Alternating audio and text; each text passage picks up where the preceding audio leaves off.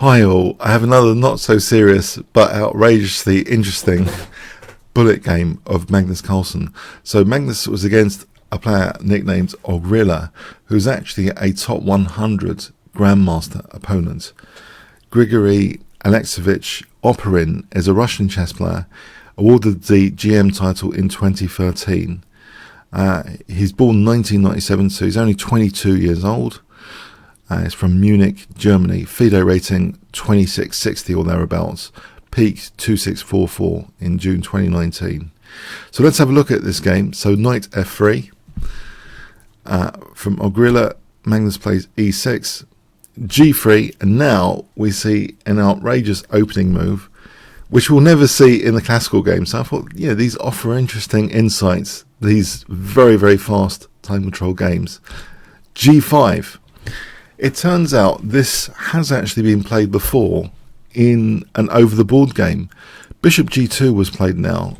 In there was actually a key reference game, Carlsen against Richard Report in Reykjavik 2014, saw d4, and in fact, Richard Report actually won the game with black from this position. Quite fascinating.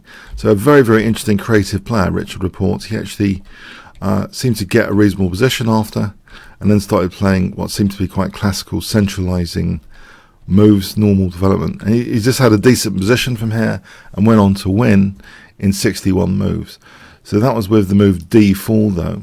In this game we see bishop g2, and Magnus pushes forward with g4. So okay, decentralizing the knight, h5, but now f4, g takes, knight takes, and now very aggressive stuff.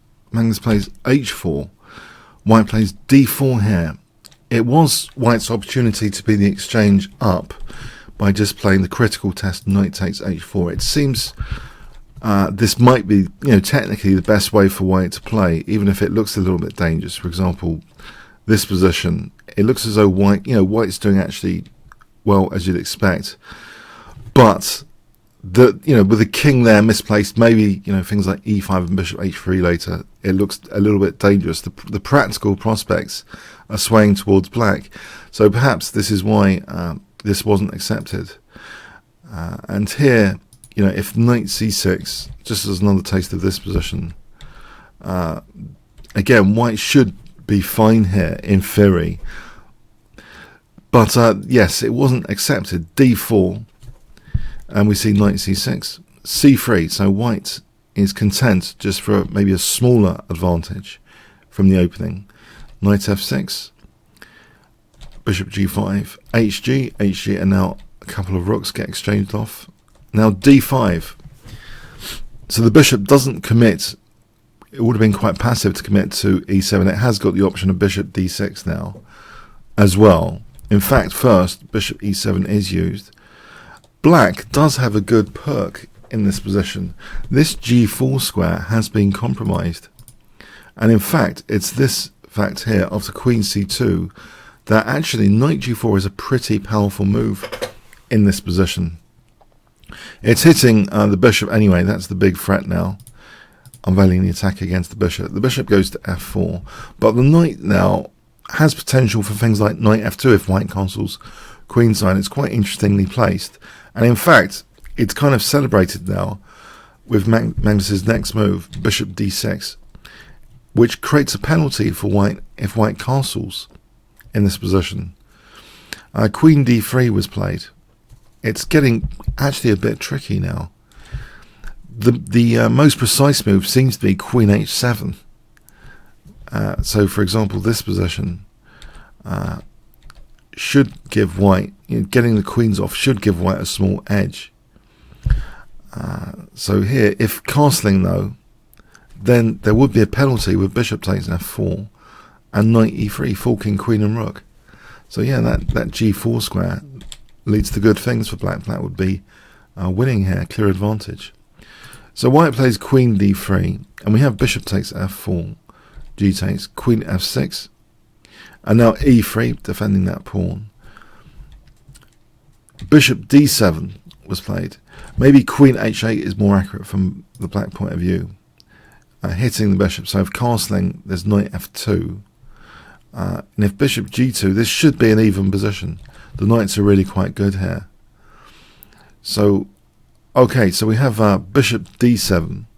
Now knight e5. And this, yeah, it just shows at the faster time controls, even top 100 players, they can create, weaknesses of the last move. It's neglected the defense of h4. But queen h4 isn't immediately played. Knight c takes e5 was played.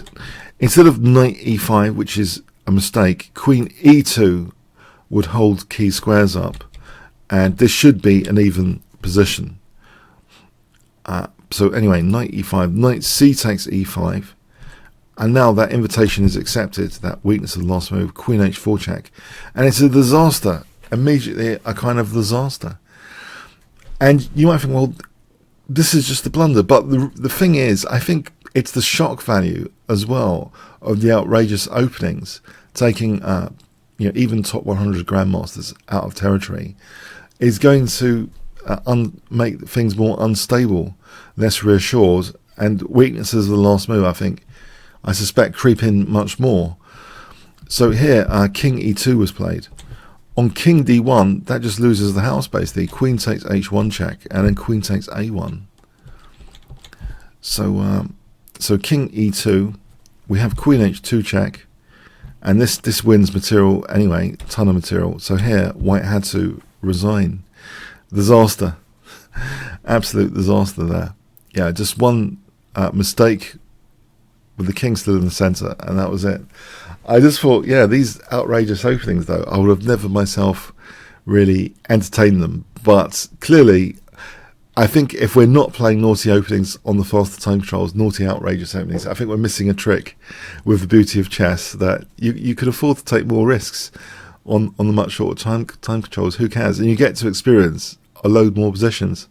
If we were training ourselves like a neural network, I think we'd want a certain amount of randomization of what we normally do to get experience of other pawn structures and ideas. So I just thought this was a bit fascinating as well, this early g5.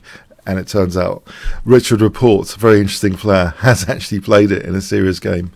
So anyway, I hope you got a kick out of this game a little bit. If you did, if you want to play me and other YouTubers on casual tone-style chess, that bit.ly link, bit.ly 2 capital Y, small v, small a, 5 capital M, capital B, or the link in the description. Okay, thanks very much.